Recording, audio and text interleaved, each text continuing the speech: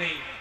অনেকেই কোরআন বুঝে, কোরআনের প্রতি আবেগ ভালোবাসা দেখিয়ে কোরআন বুঝে কোরআনের পথে এসে এইসব পাপাচারের পথকে বর্জন করেছে।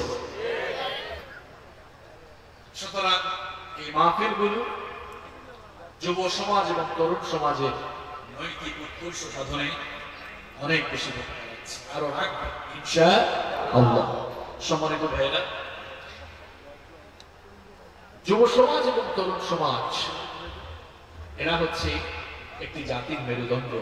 আর এই যৌবনকালীন বয়স এটিও হচ্ছে মানুষের জীবনের সবচেয়ে গুরুত্বপূর্ণ দৌলত। এজন্য বলা হয় youth is called the golden season of human life. যৌবনকাল হচ্ছে মানুষের জীবনের স্বর্ণালী সময়। এই যৌবনকালীন বয়স এটা খুব গুরুত্বপূর্ণ, আবার এটি অত্যন্ত ঝুঁকিপূর্ণ। দেখেন, দুটো কথা বলেছি, যৌবনকাল খুব গুরুত্বপূর্ণ, আবার যৌবনকাল অত্যন্ত ঝুঁকিপূর্ণ। আচ্ছা, যৌবনকাল গুরুত্বপূর্ণ কেন?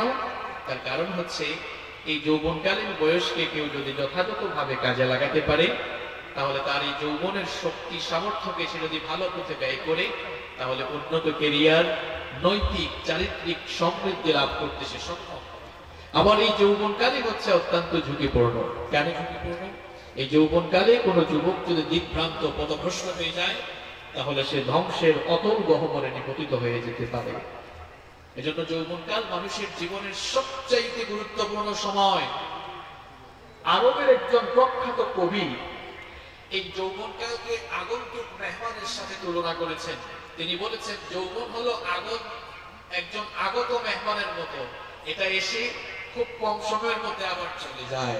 এখানে আমার যে বৃদ্ধ বাবারা আছেন, তারাও একসময় যুবক ছিলেন, এখন বয়সের ব্যবধানে তাদের চুলদারি পেকে গিয়েছে।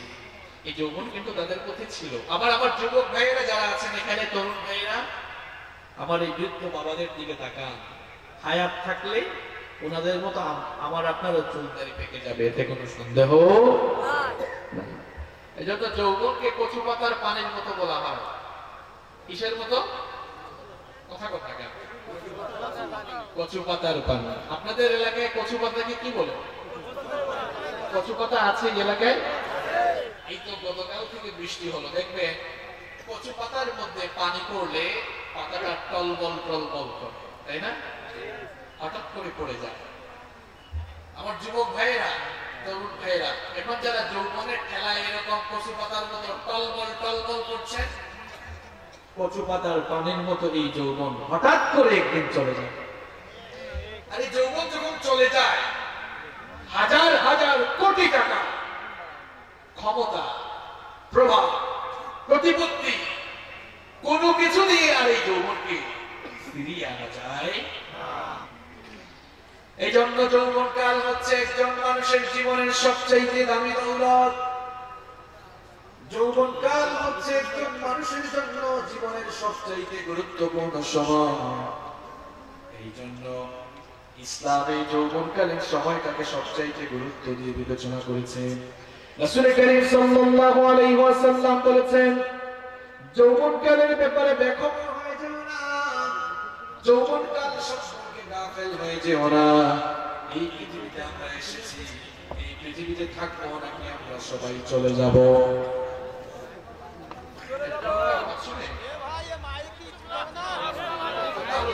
আমি যদি বলে বলে যাই, আমার ভাইরা যদি না বুঝে, তাহলে তো হয়। আমি সামনে এগিয়ে কথা বলছি, যে আপনি বললেন সামনে এগিয়ে কথা বলেন। আচ্ছা বলেন তো, মাইকের কাজ হলো আমি বলবো, সেটা বড় করবো। এখন আমি যদি মাইকে গিয়ে খেলানো লাগে, তাহলে মাইক দিচ্ছেন। কষ্ট পেয়েছেন আমার কথায়? মাইকটা কেন যে আমি দূর থেকে বলবো এবং আমার ভাইরা যারা আছেন তারা শুনবেন। আমি যদি মাইকে গিয়ে এরকম ঠেকাঠেকি করি, মাইক কেন? এটা কেন? এই ভাইরা শোনা যাচ্ছে? আপনারা শুনতে পাচ্ছেন? পেছনের ভাইরা শুনতে পাচ্ছেন? এই মাইকগুলো কি বন্ধ না চালু আছে? এগুলো এরকম বলে তো আসলে আলোচনার মুড নষ্ট হয়েছে। যৌবনকাল হচ্ছে মানুষের জীবনের সবচাইতে দামি দৌলত। যৌবনকাল হচ্ছে মানুষের জীবনের সবচাইতে গুরুত্বপূর্ণ সময়। এই জন্য এই যৌবনকালকে ইসলাম অত্যন্ত গুরুত্বের সঙ্গে বিবেচনা করেছে। এই পৃথিবীতে আমরা এসেছি থাকার জন্য নয়, চলে যাওয়ার জন্য। কেউ আমরা থাকবো না। আমাদের পূর্বপুরুষ যারা আছেন কেউ থাকেন নাই, সবাই দুনিয়া থেকে চলে গিয়েছেন। সময়ের ব্যবধানে আমরা দুনিয়া ত্যাগ করবো, দুনিয়া থেকে চলে যাব। হাসরের মাঝে আমরা সবাই আল্লাহর সামনে দাঁড়াবো। হাসরের মাঝে যখন সকল মানুষের আল্লাহর সামনে দাঁড়াবে, আল্লাহ তাআলা মানুষকে 5টি প্রশ্ন করবেন। যারা শুনতে পেয়েছেন, বুঝতে পেরেছেন, বলেন তো কয়টা প্রশ্ন? খুব ভালো করে শুনেন। 5টি প্রশ্নের জবাব দেওয়া ছাড়া কিয়ামতের দিন আপনি যে দাঁড়িয়ে থাকবেন, পা পর্যন্ত নড়াতে পারবেন না, কদম নড়ানোর সুযোগ পাওয়া যাবে না। নবীজি বলেছেন, তিরমিজি শরীফের হাদিস, عن ابن مسعود رضي الله عنه قال, আব্দুল্লাহ ইবনে মাসউদ রাদিয়াল্লাহু আনহু হাদিস বর্ণনা করেছেন। তিনি বলেছেন, قال النبي صلى الله عليه وسلم, নবী করিম সাল্লাল্লাহু আলাইহি ওয়াসাল্লাম বলেছেন, لا تزول قدم ابن آدم من عند ربه حتى يسأل عن 5। নবীজি বলেছেন, কিয়ামতের দিন 5টি প্রশ্নের জবাব দেওয়া ছাড়া আল্লাহর বান্দারা পা নাড়াতে পারবে না। এই 5টি প্রশ্নের জবাব না দিয়ে আল্লাহর সামনে থেকে আপনি ছুটতে পারবেন না। 1 নম্বর প্রশ্ন করা হবে, আন উমরিহি ফিমা আফনাহু। রব্বুল আলামিন জিজ্ঞেস করবেন, বান্দারে, তোমাকে যে হায়াত দিয়েছিলাম, তোমার এই হায়াত তুমি কিভাবে ব্যয় করেছো? তোমার জীবন তুমি কোথায় কিভাবে কাটিয়েছো? পুরো জীবনের হিসাব দেওয়া লাগবে কার কাছে? 2 নম্বর প্রশ্ন করা হবে, ওয়ান শাবাবিহি ফিমা আবলাহু। 2 নম্বর প্রশ্ন করা হবে, আমার বান্দা, তোমাকে যে যৌবন দিয়েছিলাম, এই যৌবন তুমি কোথায় কিভাবে কাটিয়েছো? 3 নম্বর প্রশ্ন করা হবে, ওয়ামালু মিন আইনা কাসাবাহু। তোমাকে যে ধন সম্পদ আছে কিভাবে অর্জন করেছো? ওয়া ফিমা আনফাকাহু, কোথায় ব্যয় করেছো? আর 5 নম্বর প্রশ্ন করা হবে, ওয়ামাদা আমিলা ফিমা আলিমা। যতটুকু জেনেছো হিসাব দিতে হবে। এটা পয় পয় করে আপনার যৌবনের হিসাব দেওয়া লাগবে কার কাছে? যৌবনের ঠেলায় তো আপনি যা মন চায় তাই করছেন। এই যৌবন আছে বলে আপনি যখন যা মন চায় তাই বলছেন, যা করতে মন চায় তাই করছেন, যেদিকে ছুটতে মন চায় সেদিকেই ছুটে চলছেন। এই যৌবনটা, এই সম্পর্কে তো আল্লাহ আপনাকে জিজ্ঞেস না করে ছাড়বেন না। 5টি প্রশ্নের জবাব দেওয়ার আগে আপনি আল্লাহর সামনে থেকে ছুটতেও পারবেন না। আল্লাহু আকবার। যৌবনকালের ব্যাপারে আল্লাহর কাছে আপনাকে জিজ্ঞাসিত হওয়া লাগবে। যৌবনকালের ব্যাপারে রব্বুল আলামিন জিজ্ঞেস করবেন। যেহেতু প্রত্যেকটি মানুষকে যৌবনের ব্যাপারে আল্লাহর কাছে জিজ্ঞাসিত হতে হবে, এই জন্য নবীজি বলেছেন, এই যৌবনকাল চলে যাওয়ার আগে যৌবনকালকে কদর করো, মূল্যায়ন করো, কাজে লাগাও। নবীজি বলেছেন, ইফতানিম খামসান ক্বাবলা খামসিন। 5 জিনিস আসার আগে 5টি জিনিসকে গনিমত মনে করো। 5টি জিনিস আসার আগে 5টি জিনিসকে কাজে লাগাও। এর মধ্যে একটি ব্যাপারে নবীজি বললেন, তোমার যৌবনকাল শাবাবাকা ক্বাবলা হারামিক, বুড়া হয়ে যাওয়ার আগে যৌবনকালের কদর করো। বুড়া হয়ে যাওয়ার আগে যৌবনকালকে কদর করো। আগেই বলেছি, যৌবন হচ্ছে কচু পাতার পানির মতো। কচু পাতার উপরে পানি যেমন টলমল টলমল করে, এই যৌবন টলমল করতে করতেই কচু পাতার পানির মতো নষ্ট হয়ে যাবে, ফুরিয়ে যাবে, চলে যাবে। এই প্যান্ডেলের দিকে তাকিয়ে দেখেন, আমার কত যুবক, আমার কত বৃদ্ধ বাবারা যাদের চুল দাড়ি পেকে গিয়েছে, তারাও আমার আপনার মতো যুবক ছিলেন। এখন তারা বয়সের ভারে নজ্জ হয়ে গিয়েছেন, চুল দাড়ি পেকে গিয়েছে। এই অবস্থা আপনারও হবে। আপনার শরীরের চামড়াগুলো যে এখন খুব টাইট, বুড়ো হয়ে গেলে শরীরের চামড়া একটু কুচকে যায় না? আপনারও কুচকাবে। আপনি যে এখন খুব শক্তি সামর্থ্য নিয়ে দৌড়াদৌড়ি করেন, এটা থাকবে না, এটা চলে যাবে। এবং এই যৌবনকালীন সময়টার ব্যাপারে আল্লাহর কাছে স্পেশালি আল্লাহর আদালতে আপনাকে দাঁড় করানো হবে। কিরে, তোর যৌবনকাল কেমনে গেল? জবাব দে। কি মনে করেছেন আপনি এমনি এমনি ছুটে যাবেন? এই যৌবনকালে এর তার পেছনে গিয়ে গিয়ে আপনার যৌবনকে ক্ষয় করে ফেলেছেন, মাদকাসক্ত হয়ে, বেনামাজি হয়ে, চরিত্রহীন হয়ে নিজের যৌবনকে আপনি নিঃশেষ করে দিয়েছেন, ক্ষয় করে দিয়েছেন, লয় করে দিয়েছেন। আপনি কি এমনি এমনি আল্লাহর আদালত থেকে ছুটে যাবেন? নেভার এভার, কখনো নয়। আপনার যৌবনের প্রত্যেকটি সেকেন্ডের হিসাব আল্লাহ পই পই করে দিবেন। যেহেতু এই যৌবনকাল সম্পর্কে আমাদেরকে জিজ্ঞাসিত হতে হবে, এই জন্য নবীজি বলেছেন যৌবনকালকে কাজে লাগাও, যৌবনকালকে গুরুত্ব দাও। এখন প্রশ্ন হলো, কিভাবে আমরা যৌবনকালকে গুরুত্ব দিব, কেমনে আমরা যৌবনকালকে কাজে লাগাবো? আমার ভাইয়েরা সবাই একটু আন্তরিকতার সাথে জবানটা খুলে আমার প্রশ্নের জবাব দেন তো। আমার আপনার যে যৌবন আছে, এই যৌবন যিনি দিয়েছেন তিনি কে? Keep in your mind, youth is not a gift given by leader.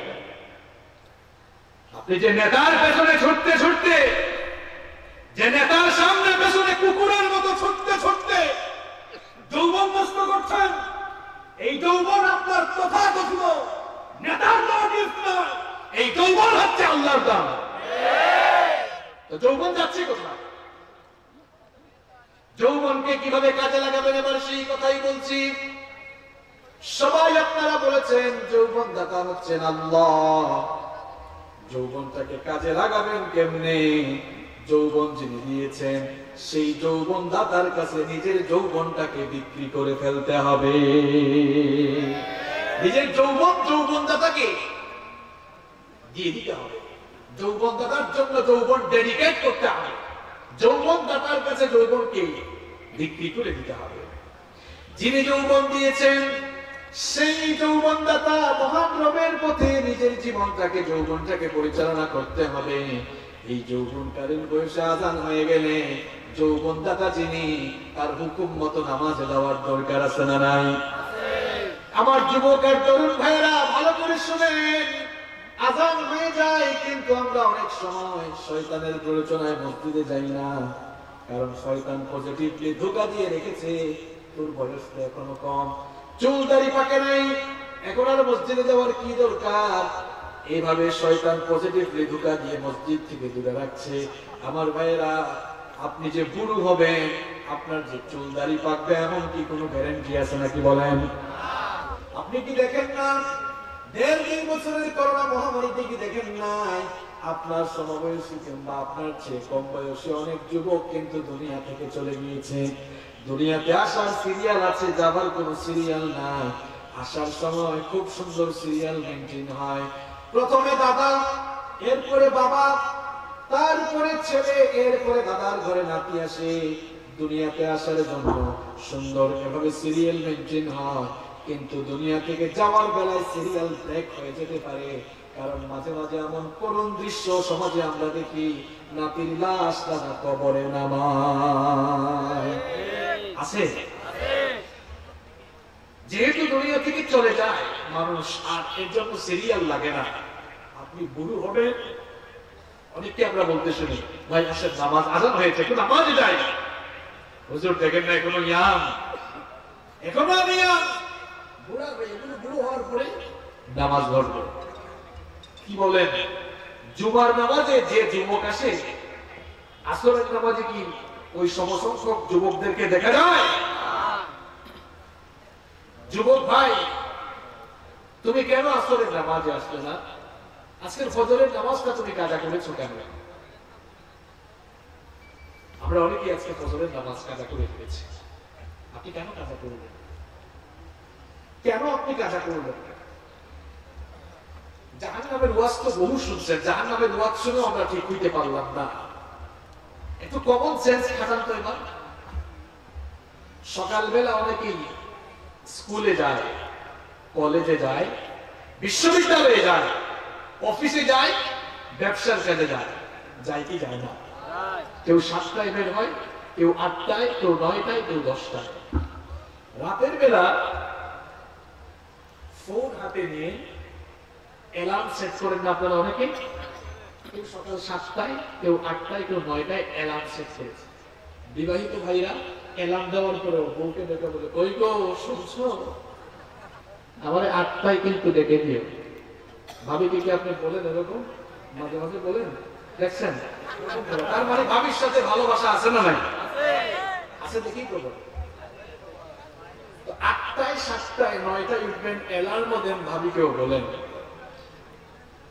আপনি আপনার অফিসে যাওয়ার জন্য, স্কুল কলেজ ইউনিভার্সিটিতে যাওয়ার জন্য, ব্যবসা প্রতিষ্ঠানে যাওয়ার জন্য আপনার মোবাইল ফোনে 8টায়, 9টায়, 7টায় অ্যালার্ম দিতে পারেন। ফজরের নামাজটা জামাতে আদায় করার জন্য ভোর 5টার অ্যালার্ম সেট করতে পারেন না। কোন শয়তান আপনাকে আটকে রাখলো? কোন শয়তান আপনাকে ঢোকায় ফেলে রাখলো? কোনদিন এভাবে চিন্তা করেছেন যে আমি তো সকাল 8টায় ঘুম থেকে উঠার জন্য অ্যালার্ম দিলাম, সকাল 9টায় ঘুম থেকে উঠার জন্য অ্যালার্ম দিলাম, আমি কি কখনো ফজরের নামাজে, ফজরের নামাজ তো ঠিক নাই, ঠিকঠাক হলো তাহাজ্জুদও ঠিক থাকতো, উচিত ছিল তাহাজ্জুদের জন্য অ্যালার্ম সেট করে দাও। এটা কখনো করতে পারলেন না আপনি। আমার দেশে ফজরের নামাজে মানুষ বেশি নাকি জানাজার নামাজে মানুষ বেশি? এর মানে কি বলেন তো? ফজরের নামাজ নফল আর জানাজার নামাজ ফরজে আইন। চিত্র দেখে তো এটাই মনে হয়। শোনেন, ঘর থেকে 50 হাত দূরে মসজিদ, 100 হাত দূরে মসজিদ, এতে ফজরের নামাজে যায় না। আর জানাজার নামাজে শরীক হওয়ার জন্য ঢাকা শহর থেকে বড় খামারে চলে আসে। এগুলো কি বাস্তবতার সাথে মিল আছে কথাগুলো? এর মানে কি? ফজরের নামাজের আগে বক্তব্য দেওয়ার সুযোগ না থাকলেও জানাজার নামাজের আগে বক্তব্য দেওয়ার সুযোগ আছে। জানাজার নামাজে অনেক শো অফ হচ্ছে কিনা? কোন শয়তান আপনাকে এভাবে ঘিরে রাখলো? কোন শয়তান আপনাকে ধোকায় ফেলে রাখলো? আপনার ঘর থেকে 100 হাত দূরে মসজিদে আপনি যেতে পারেন না। আরে ভাই, যে ইমান আপনাকে আপনার ঘর থেকে বের করে মসজিদে দিতে পারে না, এই দুর্বল ইমান কেমনে আপনাকে জান্নাতে নিয়ে যাবে? ঠিক তো বলে গেলেন, তাও তো নামাজ ছেড়ে দেন। আমার যুবক ভাইদেরকে বলছি, এই যৌবনের শক্তি সামর্থ্য দিয়েছেন কে? তুমি এখন নামাজ পড়ছো না, বুড়া হয়ে যাওয়ার পরে ঠিকঠাক মতো রুকু দিতে পারবা না, ঠিকঠাক মতো সাজদা দিতে পারবা না। এই জন্য বৃদ্ধ বয়সের ইবাদতের চাইতে যৌবন বয়সের ইবাদতের দাম কম না বেশি? যৌবন বয়সের ইবাদতের দাম এই জন্য অনেক বেশি। নবীজি বলেছেন, একজন বুড়া মানুষের ইবাদতে যতটা খুশি হন, একজন বুড়া মানুষের ইবাদতে আল্লাহ যতটা খুশি হন, একজন যুবকের ইবাদতে আল্লাহ তার চাইতে আরো বেশি খুশি হয়ে যান। বুড়া বাবারা বলতে পারেন, হুজুর আমরা কি দোষ করছি? বাবা, আপনি কোনো দোষ করেন নাই, আপনিও কিন্তু জওয়ান ছিলেন, আপনিও যুবক ছিলেন কিনা? আমি বলছিলাম যৌবনকে আমরা কিভাবে কাজে লাগাবো, যৌবন বয়সের কদর আমরা কিভাবে করব। যৌবন যিনি দিয়েছেন সেই মহান যৌবন দাতা রবের জন্য যৌবনটাকে ওয়াকফ করে দিতে হবে। এই যৌবনের বয়সে আযান হয়ে গেলে দৌড়ায় দৌড়ায় মসজিদে যেতে হবে। যৌবনের বয়সে আল্লাহর দ্বীনের প্রতি নিজেকে অবিচল রাখতে হবে। কোন হাবিজাবি নেতার জন্য নয়, বরং নিজের জীবনটাকে আল্লাহর দ্বীনের জন্য, দ্বীন কায়েমের জন্য ওয়াকফ করে দিতে হবে। কিন্তু আজ দেখা যায় আমার যুবক আর তরুণ ভাইয়েরা কোরআন ছেড়ে, ইসলাম ছেড়ে হাবিজাবি বিভিন্ন দিকে দৌড়াদৌড়ি করে আসে না। বেনামাজিদের পেছনে চলে গিয়েছে, গিয়ে আবার স্লোগান দেয়, আমার ভাই, তোমার ভাই, অমুক ভাই, তমুক ভাই। আমার ভাইয়ের চরিত্র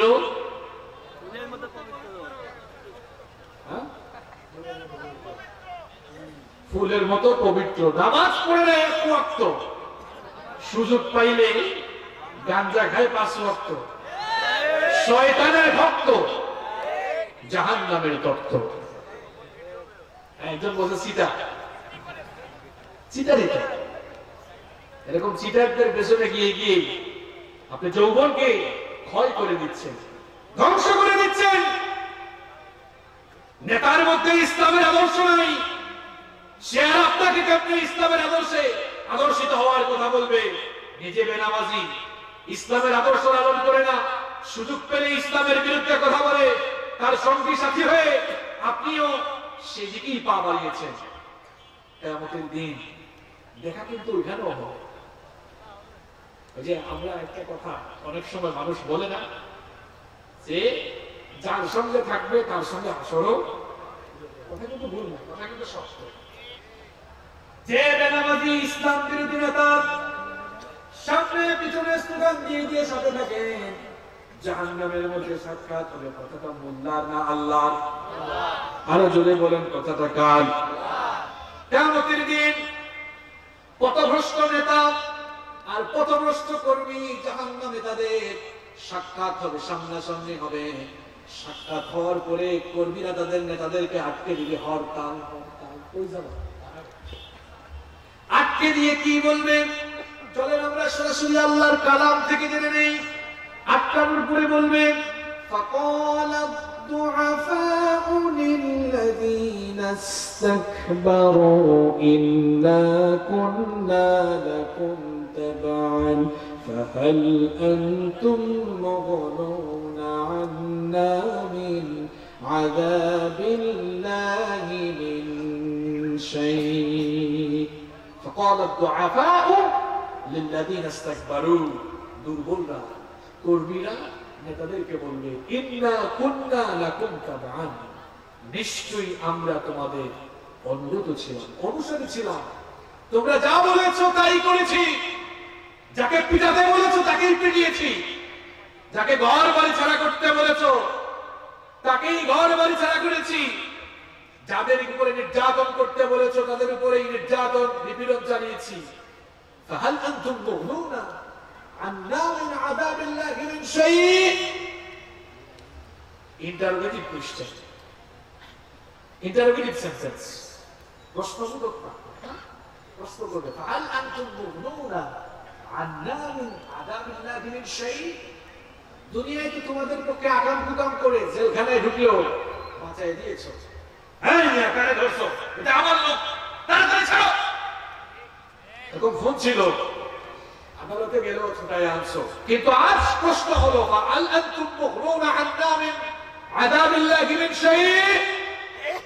আজ আল্লাহর আযাব থেকে রক্ষা করার জন্য কিছু করতে পারবা? কিছু করা যাবে না। কথা কম না করো, কিছু করা যাবে না। এই প্রশ্নটা কে কাকে করলো? কর্মী তার নেতাকে করলো। করার পরে নেতাদের অভ্যাস আছে সুযোগ পাইনি বক্তৃতা করা, তো সেখানেও বক্তৃতা করলো। সে বলবে বস বেশি লাফালাফি করিস না, ভালো করে শোন, এত বেশি লাফালাফি করিস না, ভালো করে শোন। قالوا لو هدانا الله لهديناكم। নেতারা বলবে আমাদের নিজেদের কপালে হেদায়েত ছিল না। লাউ হাদানা আল্লাহ, যদি আল্লাহ আমাদেরকে হেদায়েত দিতেন লাহাদাইনাকুম, তাহলে আমরাও তোমাদেরকে হেদায়েতের দিকে ডাকতাম।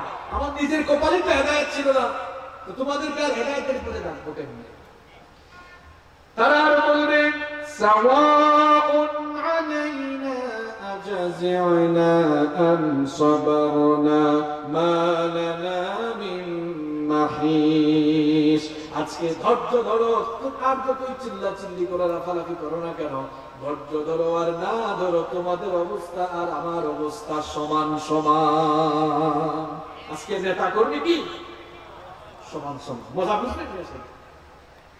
কর্মীরা মানবে না।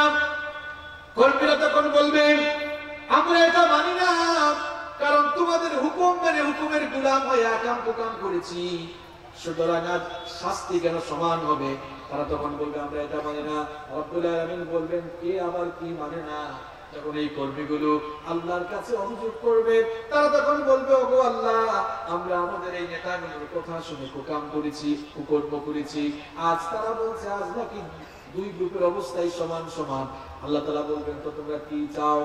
তখন এই কর্মীরা আল্লাহর কাছে বলবে ওগো আমাদের রব, তোমার কাছে আমাদের দুটো দাবি আছে। আল্লাহ তাআলা বলবেন কি দাবি বলো? এক নাম্বার দাবি তারা পেশ করবে রব্বানা আতিহিম দিফাইনি মিনাল আযাবি ওয়াল আনহুম লা'নান كبيرا তারা বলবে, হে আমার রব, এদের অর্ডার মতো আকাম কুকাম করে আমরা জাহান্নামে এসেছি, সুতরাং আজ আমাদেরকে জাহান্নামে যে শাস্তি দিবা, আমাদেরকে যে শাস্তি দেওয়া হবে এর ডবল, এর দ্বিগুণ আমাদের নেতাদেরকে দিবা। এটা এক নম্বর দাবি। আর দুই নম্বর দাবি তারা পেশ করবে, আমাদের রব, এদেরকে আমাদের সামনে নিয়ে আসো। দুনিয়ায় এরা সব সময় ভালো ভালো চেয়ারে বসেছে, আমরা এদের আশপাশে ঘুরেছি, আজকে একটু সামনে দেন। নাজআলহুমা তাহতা আকদামিনা লিয়াকুনা মিনাল আসফালিন, এদের বুকের উপরে পাড়া দিয়ে পদদলিত করে আজ জাহান্নামে যাবে। নাউযু বিল্লাহি মিন। নেতাগিরি ছুটবে কিন্তু ওই দিন হবে কি, ওই নিজের কর্মীরাই কিন্তু একদম বুকের উপর উঠে পাড়া দেবে। বিচারটা কার? বিচারটা কার? আমার যুবক ভাইরা, এভাবেই যৌবন ক্ষয় হচ্ছে, লয় হচ্ছে। কোরআনের মাহফিলে আমি ডাকছি, ফিরে আসুন আল্লাহর কোরআনের দিকে, আল্লাহর কোরআনের ছায়া তলে আসুন। বরং নামাজি, কোরআনওয়ালা, ইসলামওয়ালা যে সকল মানুষ আছেন, যারা আল্লাহর জমিনে আল্লাহর দ্বীন কায়েমের কাজ করছেন, তাদের সঙ্গী সাথী হয়ে গেলে দুনিয়া আখিরাতে ইজ্জত বাড়িয়ে দিবেন, সম্মান বাড়িয়ে দিবেন। কি পারবো তো ইনশাআল্লাহ।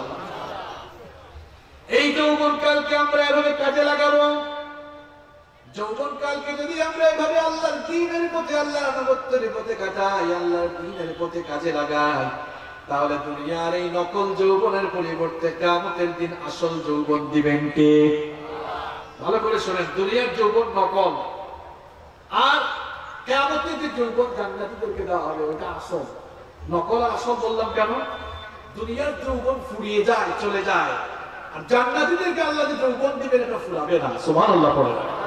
কিয়ামতের দিন তো কোনো বুড়া মানুষ জান্নাতে ঢোকার সুযোগই নাই, কোন বুড়া মানুষ জান্নাতেই ঢুকতে পারবে না।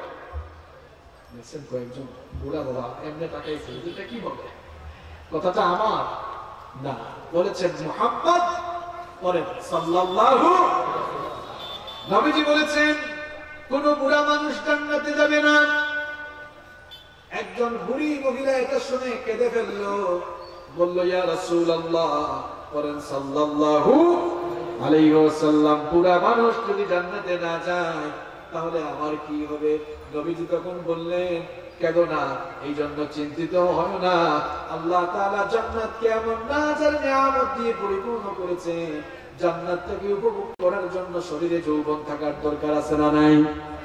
জান্নাতের তো নাজার নিয়ামত, এগুলো উপভোগ করতে হলে শক্তি থাকা দরকার, সামর্থ্য থাকা দরকার। এই জন্য রব্বুল আলামিন কিয়ামতের দিন যত মানুষকে জান্নাতে ঢুকাবেন, সকল মানুষকে 30 বছরের মরা যৌবন দিয়ে চিরস্থায়ী জান্নাতে ঢুকাবেন। কোন কালো মানুষও জান্নাতে যাবে না, কোন কালো মানুষও জান্নাতে যাবে না। এখন কালো মানুষরা কি করবেন? আমরা তো নিজেরা কালো হই নাই, সাদা চামড়া বানিয়েছেন কে? কালো বানিয়েছেন কে? কোন কালো মানুষ জান্নাতে যাবে না, কারণ কিয়ামতের দিন যারাই জান্নাতে যাবে তার চামড়া যেরকমই হোক, পূর্ণিমার চাঁদের চাইতে আরো সুন্দর বানিয়ে, সুশ্রী বানিয়ে আল্লাহ তাআলা তাদেরকে জান্নাতে ঢুকাবেন। সুবহানাল্লাহ। তাহলে আমরা সবাই কিয়ামতের দিন চিরস্থায়ী যৌবন নিয়ে আল্লাহর চিরস্থায়ী জান্নাতে যেতে চাই কি চাই না? যদি যেতে চাই, দুনিয়ার এই যৌবনটাকে আল্লাহর কাছে বিক্রি করতে হবে। বিক্রি জিনিসটা কি বুঝতে হবে। মনে করেন এই ফোনটা আমাদের এই ভাই আমার কাছে বিক্রি করে দিলেন, বিক্রি করার পরে এটার মালিক উনি না আমি, এখন আমি হয়ে গেলাম। এখন এই ফোনটা চলবে উনার কথায় না আমার নিয়ম মতো? আমার নিয়ম মতো চলবে। আপনি যখন যৌবনকে আল্লাহর কাছে বিক্রি করে দিবেন আর নিজের মতো চলতে পারবেন না। সত্যিকার অর্থেই যদি আল্লাহর কাছে আপনি যৌবন বিক্রি করে দেন, আপনার মতো চলতে পারবেন না।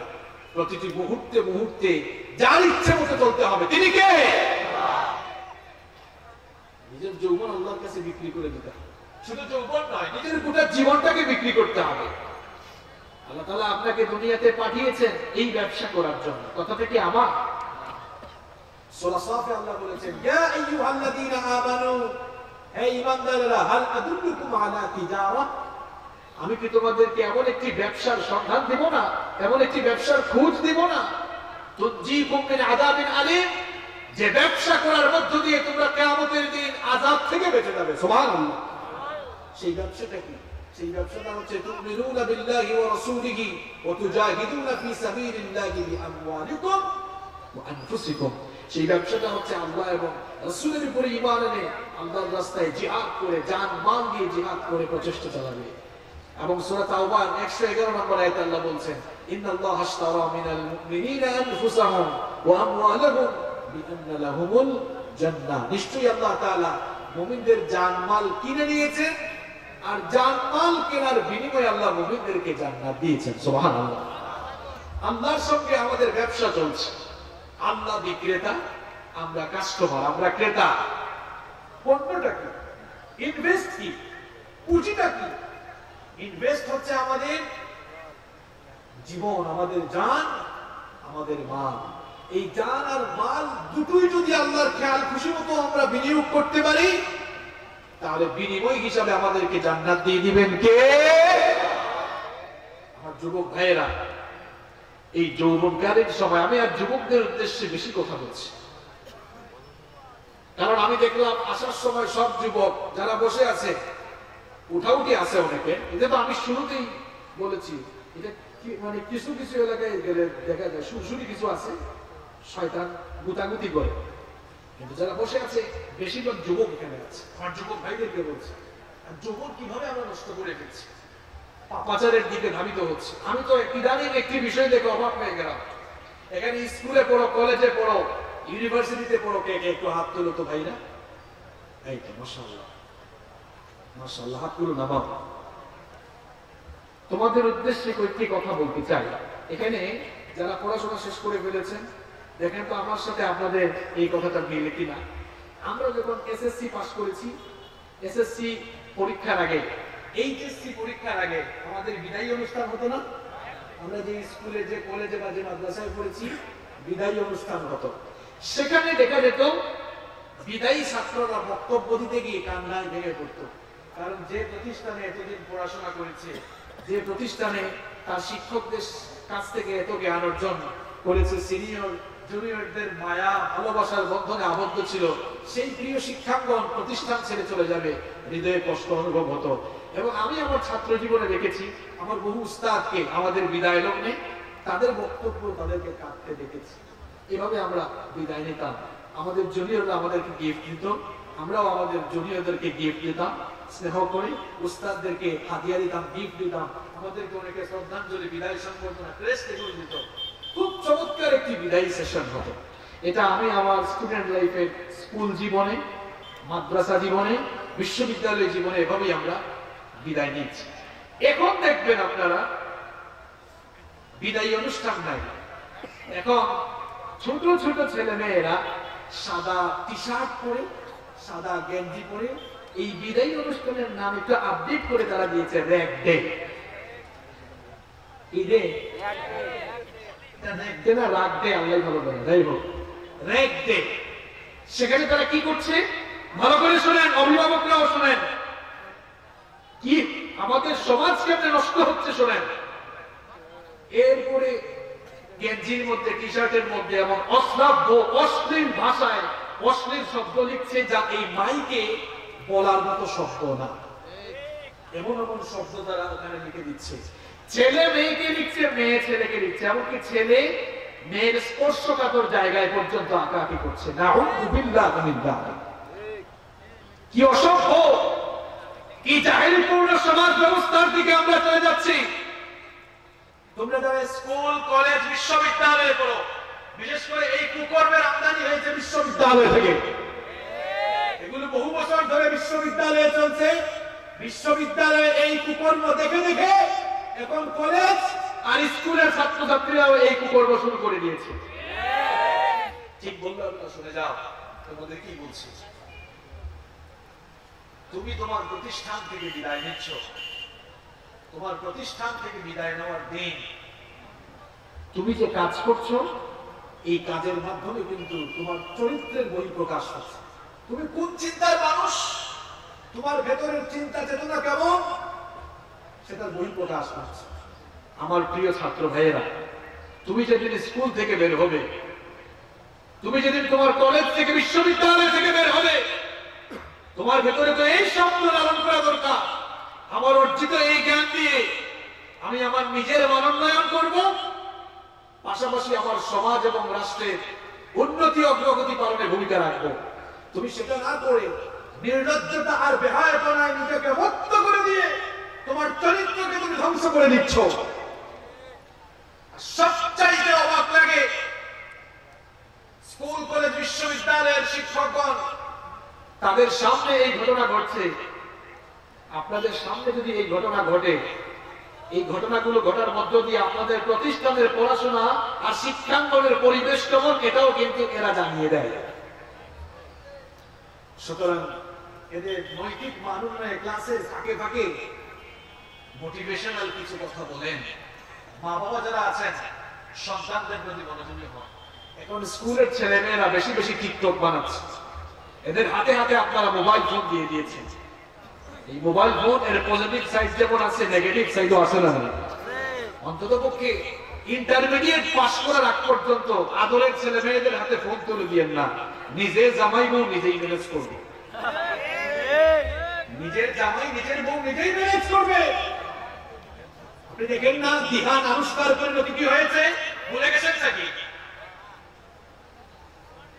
আমরা চলাফেরা করি আমেরিকান স্টাইলে আর বিচার চাই সৌদি স্টাইলে।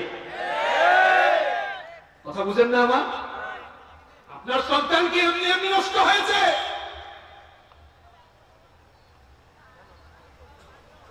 মা বাবা যখন সন্তান লালন পালনে সন্তানদের কেয়ার করতে গিয়ে মা বাবা যখন ভালো ভূমিকা রাখে না, তাদের সন্তানদের এমনি নষ্ট হয়। এই যে আনুষ্কা আর দিহানের পরিণতি কেমন হলো দেখেন না? মা বাপ বাইরে চলে গেছে, মেয়ে কোথায় যাচ্ছে, কার সঙ্গে মিশছে, কার বাসায় যাচ্ছে, কোনো খোঁজখবর নাই। যদিও এই ঘটনাকে আমরা কোনোভাবেই ভালোভাবে নিতে পারি না, কিন্তু নিজের ছেলে মেয়ে কার সাথে মিশছে, কোথায় যাচ্ছে, এটাও তো আমাদের জানা দরকার ছিল, ঠিক না? সন্তানদের প্রতি যত্নবান হন। আল্লাহ আমাদেরকে বুঝার তৌফিক দান করেন। আওয়াজ কি শোনা যাচ্ছে না? শোনা যাচ্ছে না?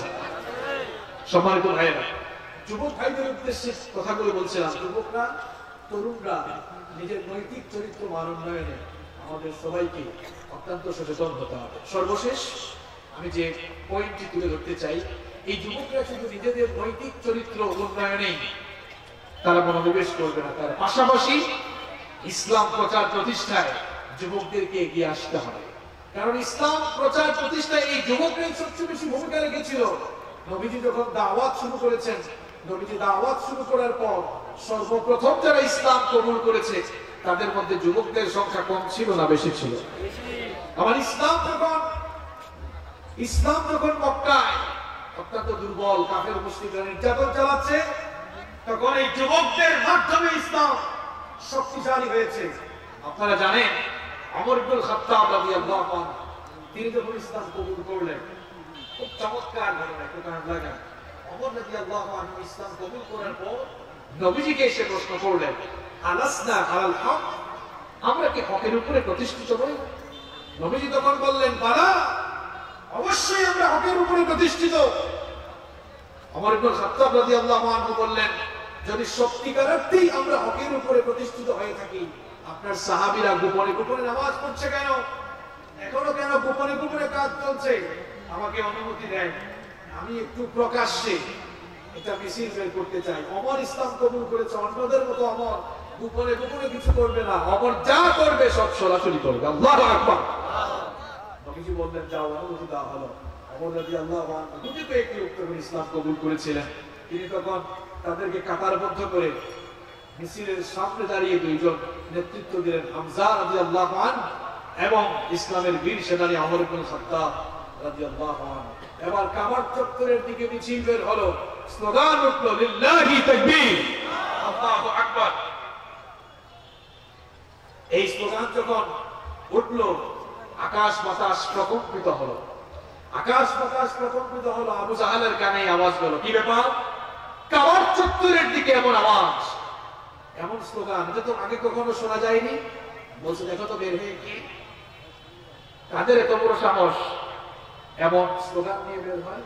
এসে বললো স্যার ঘটনা তো খারাপ, মিছিলের সামনের কাতারে তো অমরকে দেখা যায়। আবু জাহেল বলল আমি এটা বিশ্বাস করি না, কারণ গতকাল একসাথে মিটিং করেছি, অমর তো এই দলে যেতে পারে। অন্যদিকে তার সৈন্যবাহিনী প্রস্তুত হামলা করার জন্য।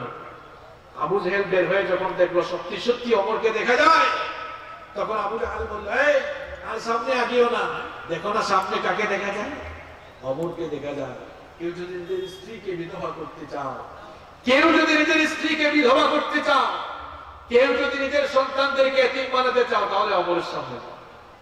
যারা এতদিন মুসলমানদের উপরে নির্যাতন চালালো, এক অমর ইসলাম কবুলের মাধ্যমে কাফের মুশরিকদের কলিজায় কম্পন শুরু হয়ে গেল। আমার যুবক আর তরুণ ভাইয়েরা, আজ গোটা পৃথিবীতে মুসলমানরা অত্যন্ত মজলুম। মজলুম এই মুসলমানদের পক্ষে যদি তামাম দুনিয়ার মুসলমানদের যুবক আর তরুণরা ঐক্যবদ্ধ হয়ে জেগে ওঠে আর আমাদের ভূমিকা অবতীর্ণ হয়ে তারা যদি আবারও আল্লাহু আকবারের স্লোগান উঠাতে পারে, তাহলে গোটা দুনিয়ার কাফের মুশরিকদের কলিজার মধ্যে পুনরায় কম্পন সৃষ্টি হয়ে যাবে।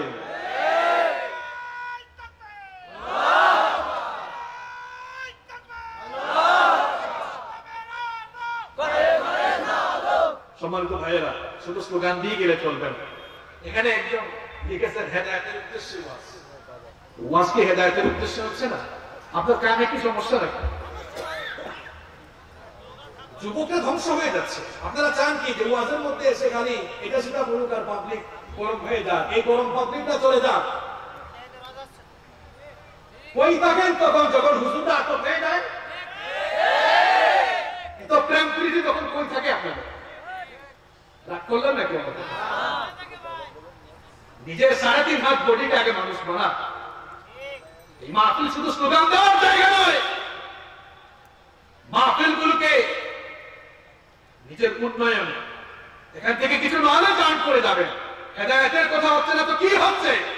আজকের যুবক নষ্ট হচ্ছে, যুবক নামাজ পড়ছে না, পাপাজারে ধাবিত হচ্ছে, র‍্যাগ দিতে চলে যাচ্ছে। আমি যে 8-10টা পয়েন্ট বললাম, আপনি কানা হয়ে গেছেন না, পয়লা হয়ে গেছেন না? কানে যায় না? আপনি কোন উদ্দেশ্যে এসেছেন আপনি জানেন। আপনারা ইউটিউবে যারা আমার বক্তব্য শুনেন, আপনারা দেখেছেন আমি একাডেমিক স্টাইলে কথা বলি। এখানে মাহফিলে এসেছি, গরম করা বক্তব্য দিয়ে যাব, পাবলিক কিছু স্লোগান দিবে, দরকার নেই এটা।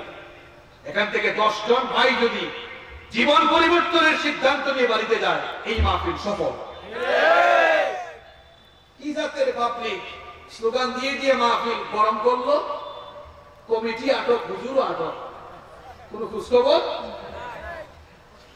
আপনারা জানেন আমার উপর একবার হামলা হয়েছিল, জানেন আপনারা? কোথায়? আজ পর্যন্ত তো কোনো খবর পেলাম না। তোমারও বহু জায়গায় গেছে। রাগ করলেন নাকি আপনারা? আমার যুবক নামাজ ছেড়ে দিচ্ছে, আমার যুবককে আগে নামাজি বানাতে হবে। আমার যুবক পাপাচারে ঢুকে যাচ্ছে, পাপাচার থেকে ফিরিয়ে আনতে হবে। তার চরিত্র ধ্বংস হয়ে যাচ্ছে, তাকে চরিত্রবান বানাতে হবে। মা বাবার সঙ্গে বেয়াদবি করছে, মা বাবার খেদমত তাকে দিয়ে করাতে হবে, ঠিক কি না? আমার যুবক ভাইদেরকে বলছি যে তাদের ইসলাম প্রতিষ্ঠায় এই যুবকদের অবদান কেমন। প্রথম পয়েন্টটা কি বললাম? সর্বপ্রথম ইসলাম কবুল করেছে যুবকরাই বেশি। আপনি পয়েন্ট তো নোট করছেন না, তো বুঝবেন কেন? আমি কিছুদিন আগে খানাঘাটায় আসছিলাম না, সেখানে জবান হেফাজতের জন্য কয়টা পয়েন্ট বলে গিয়েছিলাম? 19টা বলে গিয়েছিলাম। 19টা। এই যে কয়েকজন বলছে, তার মানে এরা গেছে, মনে রাখছে। এই যে যারা মনে রাখছে, তার মানে কিছুটা আমি শিখতে পারছি। যারা চলে গেছে, এই যে এখানে লেখছে চলে গেছে, চলে গেছে তো কি হয়েছে, আমি কি করবো? সে যায় কেন? যে গিয়েছে সে তার কাজেই চলে গিয়েছে। আমরা বাংলাদেশে মাহফিল করি না, রাগ করেন আমার কথায়? সম্মানিত ভাই, যেই কথা বলছিলাম, ইসলাম শক্তিশালী হয়েছে যুবকদের মধ্য দিয়ে। এক অমর ইসলাম কবুল করেছে, আবু জাহেলরা সাইজ হয়ে গিয়েছে। শুধু তাই নয়, ইসলামের জন্য যখন রক্ত দেওয়ার দরকার হয়েছে, নির্যাতিত হওয়ার দরকার হয়েছে, এই যুবকরাই সবচেয়ে বেশি নির্যাতিত হয়েছে। সুবহানাল্লাহ। এই যুবকরা ইসলামের জন্য কেমন অবদান রেখেছে শুনেন। সাইয়েদনা বেলাল রাদিয়াল্লাহু আনহু ইসলাম কবুল করলেন। উমাইয়া বিন খালফের তিনি গোলাম ছিলেন। ইসলাম কবুল করার কারণে উমাইয়া বিন খালফ তার খাওয়া দাওয়া বন্ধ করে দিল। খাওয়া দাওয়া বন্ধ করে দিয়ে বলল, বেলাল রে, এখন থেকে আর খাওয়া দাওয়া দেওয়া হবে না যতক্ষণ না মুহাম্মাদের দিন তুই ছেড়ে দিস। মুহাম্মাদের দিন ছাড়ার আগে খাওয়া দাওয়া পাবি না, কোনো খাবার পাবি না, পানিও পাবি না।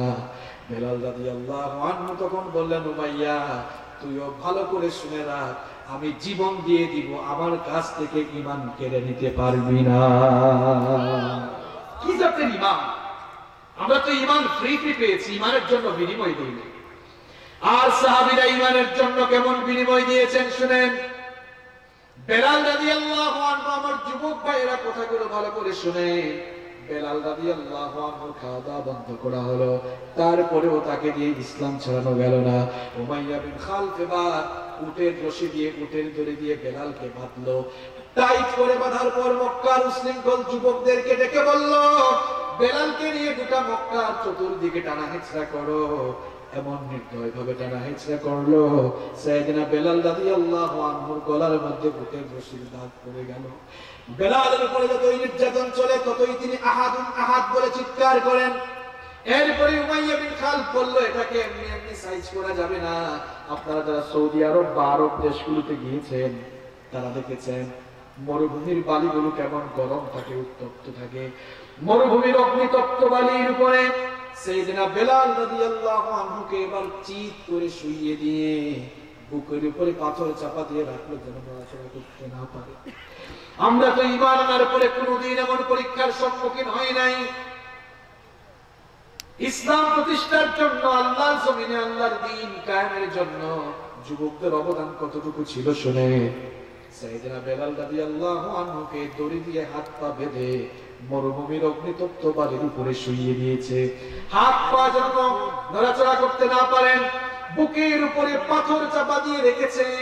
বুকের উপরে পাথর চাপা দিয়ে নির্দয় ভাবে চাবুক পিটা করেছে আর বলেছে, বেলাল রে, এখনো সময় আছে, দিন ছেড়ে দে, আল্লাহ মানা দুনিয়াকে তোর রব হিসেবে কবুল করে নে। সাইয়েদনা বেলাল রাদিয়াল্লাহু আনহু তখন বললেন, উমাইয়া ভালো করে শুনে রাখ, আমাকে মারতে মারতে, আঘাত করতে করতে আমার জীবন কেড়ে নিতে পারবি, কিন্তু আমার কাছ থেকে ঈমান কেড়ে নিতে পারবি না। আল্লাহু আকবার। এইভাবে করে আল্লাহর দ্বীনের জন্য যুবকরা অবদান রেখেছে। সাইয়েদনা খাব্বাব রাদিয়াল্লাহু আনহুর কথা আমরা জানি। আমার যুবক আর তরুণ ভাইয়েরা, খাব্বাব রাদিয়াল্লাহু আনহু তিনিও কিন্তু যুবক ছিলেন। ইসলাম কবুল করার কারণে তার উপরে এমন অকথ্য অবর্ণনীয় নির্যাতন চালানো হয়েছিল। কয়লার উপরে চিৎ করে শুইয়ে দিয়ে পাথর চাপা দিয়ে রাখা হয়েছিল, আর অঙ্গারগুলো, কয়লাগুলো জ্বলে জ্বলে তার শরীরের গোশতের ভেতরে ঢুকেছে। আগুন আর চর্বিগুলো গলে গলে পড়ে আগুন নিভেছে। আল্লাহু আকবার। এইরকম ঈমান পরীক্ষা অবতীর্ণ হয়েছিলেন সাইয়েদনা খাব্বাব রাদিয়াল্লাহু আনহু। সাইয়েদনা খাব্বাব রাদিয়াল্লাহু আনহু তিনিও তো যুবক ছিলেন। আবার দেখেন যুবকদের অবদান ইসলামে কত বেশি। ইসলামের প্রথম যুদ্ধের নাম বদরের যুদ্ধ নাকি উহুদ যুদ্ধ? কোন যুদ্ধ? বদরের যুদ্ধ। নবীজি বদরের যুদ্ধে খুব চিন্তায়, খুব পেরেশানি পড়ে গিয়েছিলেন। কেন পড়ে গিয়েছিলেন? কারণ বদরের যুদ্ধে মুখোমুখি যারা, এরা কারা? বাপ ছেলের বিরুদ্ধে, চাচা ভাতিজার বিরুদ্ধে। কারণ ইসলাম তখন কবুল করেছে বাপ ছেলে করে নাই, ছেলে করছে বাপ করে নাই, চাচা করেছে ভাতিজা করে নাই। পরিস্থিতি এমন, নবীজি পেরেশানিতে পড়ে গেলেন। আজ যদি আমার সাহাবীদের অন্তরে ঈমানি জজবা, ঈমানি চেতনা, শাহাদাতের চেতনা কাজ না করে, যদি তাদের অন্তরের মধ্যে আত্মীয়তার চেতনা এটা যদি বেশি নাড়া দেয়, তাহলে তো আজ পরাজয় ঘটবে, এতে কোনো সন্দেহ নাই। নবীজি দুশ্চিন্তায় পড়লেন। মিকদাদ রাদিয়াল্লাহু আনহু, মিকদাদ বিন আমর রাদিয়াল্লাহু আনহু দাঁড়িয়ে বললেন, ইয়া রাসূলুল্লাহ, বলেন সাল্লাল্লাহু আলাইহি ওয়াসাল্লাম, আপনি টেনশন করছেন কেন? ইমদি লিমা আরাকাল্লাহ ফানাহনু মা'আক। আল্লাহ যেদিকে আদেশ করেছেন সেদিকে আপনি আমাদেরকে নিয়ে চলুন, আমরা আপনার সাথে আছি। ওয়াল্লাহি, আল্লাহর কসম, লা নাকুলু লাকা কামা ক্বালাত বানু ইসরাঈল লিমূসা বনি ইসরাইলের লোকের মতো আমরা আপনার সাথে প্রতারণা করব না। তারা তো তাদের নবী মুসা আলাইহিস সালামের সাথে যুদ্ধে গিয়ে বলেছিল, ইযহাব আনতা ওয়া রাব্বুকা ফাকাতিলা ইন্না হাহুনা কাঈদুন। মুসা, তুমি আর তোমার রব দিয়ে যুদ্ধ করো, আমরা এখানে দাঁড়িয়ে দাঁড়িয়ে এই দৃশ্য দেখব, আমরা এমন আচরণ করব না। কারণ আমরা বদরের ময়দানে এসেছি, আমরা আপনাকে বলছি, ইযহাব আনতা ওয়া রাব্বুকা ফাকাতিলা ইন্না মাআকুমা মুকাতিলুন। আমরা বলছি আপনি আমাদেরকে জিহাদের ময়দানের দিকে নিয়ে চলুন, যতক্ষণ দেহে প্রাণ থাকবে ততক্ষণ আল্লাহ আর তার রাসূলের জন্য আমরা সংগ্রাম করব। আল্লাহু আকবার। নবীজি খুশি হলেন, খুশি হয়ে বললেন, এই যদি তোমাদের মনোবাসনা হয়, কুমু ইলা জান্নাতিন আরদুহা কাআরদিস সামাওয়াতি ওয়াল আরদ, এই যদি তোমাদের মনোবাসনা হয়, চলো চলো সেই জান্নাতের দিকে, যে জান্নাতকে আল্লাহ তাআলা তোমাদের মতো মনোবাসনা লালনকারী লোকদের জন্য আসমান জমিনের চেয়ে আরো বিশাল করে বানিয়েছেন। সুবহানাল্লাহ। একজন সাহাবী, আনসারী সাহাবী উমাইর ইবনে হুমাম, তাগড়া জওয়ান যুবক সাহাবী, তিনি দাঁড়িয়ে বললেন, বাহ বাহ ইয়া রাসূলুল্লাহ। বাহ বাহ এটি হচ্ছে লুগাতুল মাহাল্লি, আঞ্চলিক ভাষা। এর অর্থ হলো মা আহসানাহু ওয়া মা আযমাহু, অর্থাৎ কি ফ্যান্টাস্টিক কথা আপনি বলেছেন, কি চমৎকার কথা আপনি বলেছেন। আল্লাহর রাস্তায় আজ আমরা যারা জীবন দিয়ে দিব, আসমান জমিনের চেয়ে আরো বিশাল জান্নাত পাবো। নবীজি বললেন, বালা, অবশ্যই। ওই সাহাবী, যুবক সাহাবী তখন বললেন, লা ইন আনা হুয়িতু আন আকুলা তামারাতি হাদিহি ইন্নাহা লাহায়াতুন তাবিলা। তিনি বললেন, এই কথা শোনার পরে, তাও বলেছেন আপনি, আপনার জবান থেকে এই কথা শোনার পর আমি যদি খেজুর খেয়ে খেয়ে সময় নষ্ট করি, জান্নাতে যেতে তো আমার বড্ড লেট হয়ে যাবে, দেরি হয়ে যাবে। ওই যুবক সাহাবী উমাইর ইবনে হুমাম হাত থেকে খেজুরের প্যাকেট ফেলে দিয়ে উলঙ্গ তরবারি হাতে নিয়ে সিংহ শাবকের মতো লড়াই করতে করতে আল্লাহর রাস্তায় বদরের ময়দানে নিজের জীবন বিলিয়ে দিয়ে শহীদ হয়ে গেলেন। সুবহানাল্লাহ।